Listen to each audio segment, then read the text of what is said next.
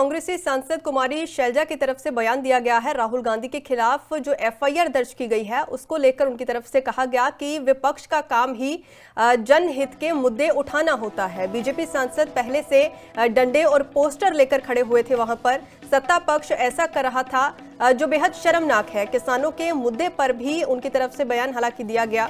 कल खनौरी बॉर्डर जाकर उनकी तरफ से किसानों के साथ मुलाकात की जाएगी और डीएपी खाद का संकट जो है उसका भी उनकी तरफ से जिक्र करते हुए कहा गया कि वो भी गहराता चला जा रहा है। सरकार सिर्फ दावे करती जा रही है लेकिन ग्राउंड लेवल के ऊपर काम नहीं हो रहा है। मूर्ति के सामने जाकर हमने प्रदर्शन किया और उसके बाद बड़े अनुशासित ढंग से हमारे नेता, हमारे अध्यक्ष खड़गे जी, राहुल जी, प्रियंका जी और सभी नेता हम बहुत अनुशासित ढंग से चलकर आए और संसद में हम आना चाहते। हमने देखा कि वो सारे स्टेप्स पर, सीढ़ियों पर वो बैठे खड़े, नीचे भी खड़े हैं। अब उनकी संख्या ज्यादा है लेकिन, और जब हम वहां पर आए तो उन्होंने बड़ा आक्रामक रोल वहां पर रुख अपनाया, हमारे नेताओं के साथ धक्का मुक्की की।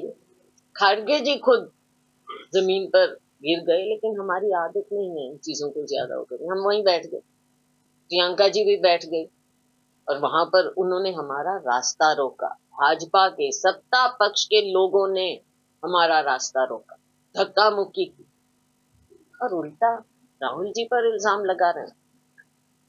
राहुल जी ने किसको धक्का दिया? वो खुद उन्होंने कहा कि धक्का आया, फिर उधर से आया, फिर किसी और ने मुझे, किसी और से धक्का मुझे आया, और अब राहुल जी पर ऐसी बात। इस तरह की ओछी राजनीति भाजपा करती है। किसानों का मुद्दा, किसानी का मुद्दा, भारतीय जनता पार्टी ने वादा खिलाफी की है हमारे अन्नदाता के साथ। 2 साल पहले उन्होंने कहा कि हम एमएसपी को कानूनी दर्जा, कानूनी देने के लिए हम करेंगे। क्या किया 2 साल में? और आज अगर किसान धरने पे बैठे हैं, अनशन पर बैठे हैं, आमरण अनशन पर बैठे हैं धन्यवाद, सरकार क्या कर रही है?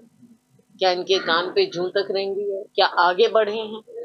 क्या जो 2 साल पहले आपने वायदा किया, क्या उस पर आप कुछ कर रहे हैं? बॉर्डर्स पर क्या हाल किया हुआ अपने पंजाब और हरियाणा के?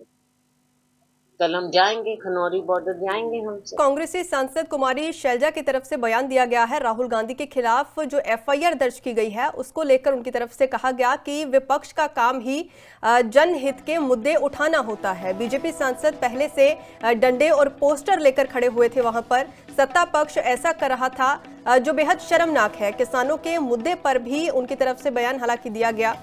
कल खनौरी बॉर्डर जाकर उनकी तरफ से किसानों के साथ मुलाकात की जाएगी और डीएपी खाद का संकट जो है उसका भी उनकी तरफ से जिक्र करते हुए कहा गया कि वो भी गहराता चला जा रहा है। सरकार सिर्फ दावे करती जा रही है लेकिन ग्राउंड लेवल के ऊपर काम नहीं हो रहा है।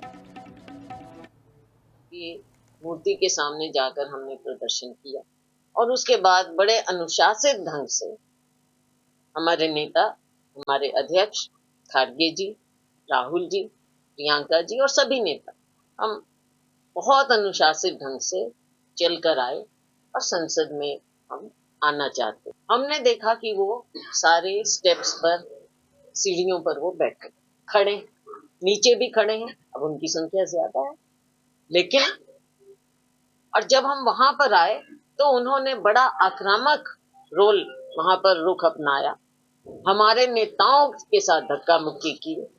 खड़गे जी खुद जमीन पर गिर गए लेकिन हमारी आदत नहीं है इन चीजों को ज्यादा होकर, हम वहीं बैठ गए। प्रियंका जी भी बैठ गई और वहां पर उन्होंने हमारा रास्ता रोका। भाजपा के सत्ता पक्ष के लोगों ने हमारा रास्ता रोका, धक्का मुक्की की और उल्टा राहुल जी पर इल्जाम लगा रहे हैं।